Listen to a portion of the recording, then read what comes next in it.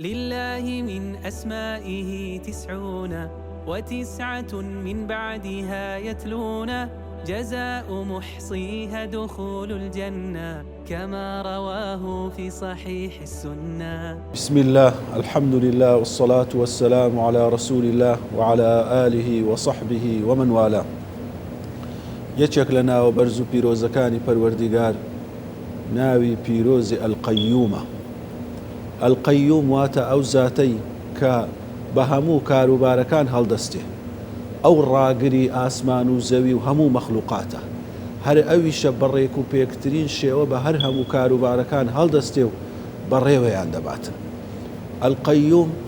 ئەو زاتەیە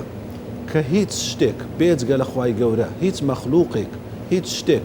ناتوانێ بە گچکەترین یان گەورەترین شت هەڵبستێ بەبێ زاتی ئەو، بەبێ پشتیوانی ئەو، بەبێ ویست و ئیرادەی ئەو سبحانه وتعالى. و ئەلقەیوم ئەو زاتەشە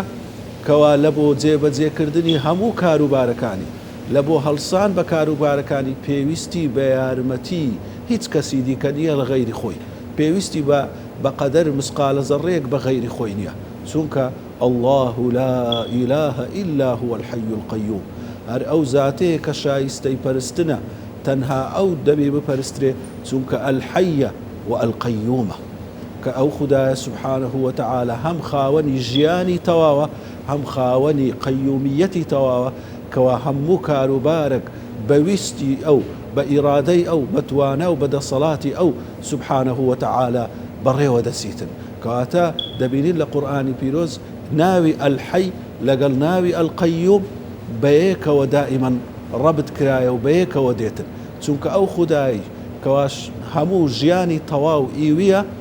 هەر هەبووە و هەر دەمینێ و هەر بەردەوام دەبیتن، ئەو خودایەشە سبحانه وتعالى ئەلقەیومە. ڕەنگە کەسێک خاوەنی ژیان بیتن، بەڵام ژیانەکەی ئەو توانە و دەسەڵاتەی نەبی بە کاروبارەکان هەڵبستێ، بەڵام ئەو خودایە سبحانه وتعالى ئەلحەیە و ئەلقەیومە، توانای بەڕێوەبردنی کاروبارەکانی هەمیشە هەیە و هەموو کات پێی هەڵدەستیتن. لەبەر هەندێ ئەو لەو سوورەتەی کەوا دەبینین ئەعظەم ئاەتە لە قورئان کە ئاەتە الکورسیە، ئەو ناوی ئەلحەی القەیومە لە ناو ئەو ئەعظەم ئاەتەیدایە، چونکە لەسەر ڕەئی بەشێ لە زانایان ئەعظەم ئیسمیش کە ئیسمی ئەعظەم لە حەدیثی پێغەمبەر صلی الله عليه وسلم هاتیە کە خوای گەورە ناوێکی هەیە کە ئیسمی ئەعظەمە، ناوی هەرە بەرزە، لە هەموو ناوەکان بەرزتر و گەورەترە. هەر کەسێک دوعا بەو ناوەی بکات و داوا لە خوای گەورە بکات بەو ناوەی، خوای گەورە دوعایەکەی داوایەکەی قبول دەکاتن. لە حەدیثێکەوە تەبەرانی و ئیمامی حاکم جێڕایەتیانەوە پێغەمبەر عەلەیهی السەڵات وەسەلام دەفەرمی ئەو ئیسمی ئەعظەمە لە ناو سێ سوورەتی قورئاندایە: سوورەتی ئەلبەقەرە، سوورەتی ئالی عیمران، سوورەتی تاها.